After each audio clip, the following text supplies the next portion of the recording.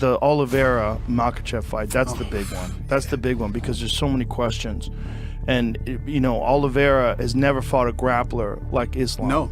But Islam's never fought a guy who can submit people like Oliveira can. Oliveira fucks everybody up. I always go to this, Joe. Sorry. Listen. Woo, look at that. Michael Chandler fight. A guy that had great wrestling. Michael Chandler can fucking wrestle. Yeah. He was dominating Oliveira. Oliveira didn't submit Mike. He TKO'd him. Yeah. So in terms of grappling, right, Mike was destroying Oliveira. Almost finished him in the first Oliveira, round. Chandler caught him. He caught him and hurt him. Yep. And then one of the things that Oliveira does when he gets hurt, he just goes right to his back. That's some Nate Diaz shit. It's smart because his guard is nasty. His guard is so wicked. He submits What did he do people. with Gaethje? Did Gaethje go into his guard? No, Gaethje kind of stepped back out. But he cracked Gaethje. Gaethje said first 8 seconds. Something about the way he hit him. He said he hit him so hard he felt it in his tongue. Yeah. He's like, it just like he goes like that guy can. He said he never crack. got hit like that before, Yeah, and that's which scary. Is wild. Oliveira is big, bro. He's big. He's a big, and this is the thing.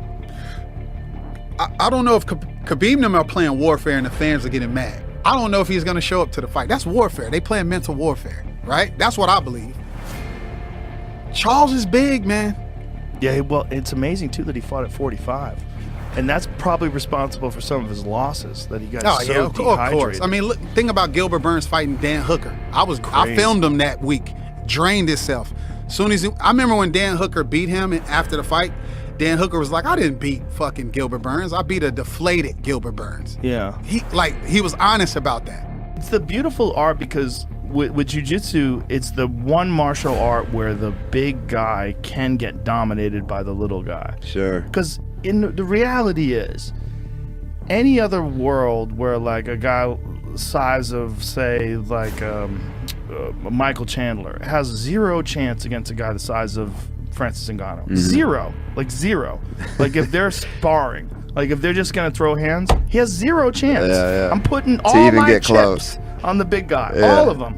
But in jiu-jitsu, if you get a guy like Charles Oliveira, who's that good at jiu-jitsu, he could strangle a fucking heavyweight. Yeah, sure. And I've seen it. I've seen probably it happen. could. Oh yeah, I've seen it. Guy who doesn't know jiu-jitsu and he's rolling just doing jiu-jitsu with a guy like him, and he gets your back.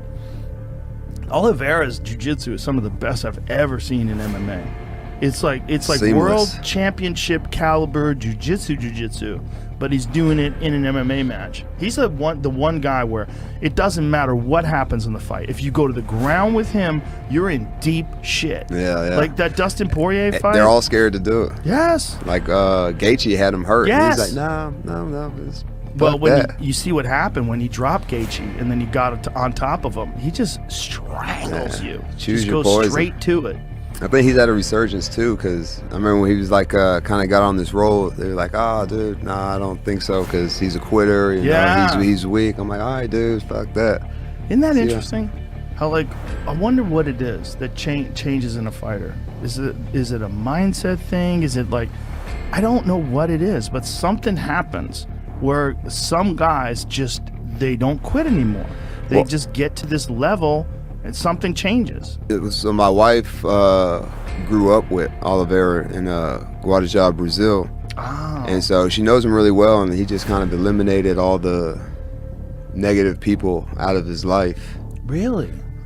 So I guess probably started taking training more seriously, you know, put more time and effort in the gym and not so much into other people. I talked to now he's like Anik knocking Cormier people out. too. Yeah, knocking people out, strangling people. Is the most submissions ever in the history of the sport. He's the one guy that I really wish Khabib would have fought. Like now, like if Khabib was going to come back, and I wonder. I mean, I'm very interested in Khabib versus Islam Makhachev because that's to me that's the big fight in lightweight. Khabib or Charles?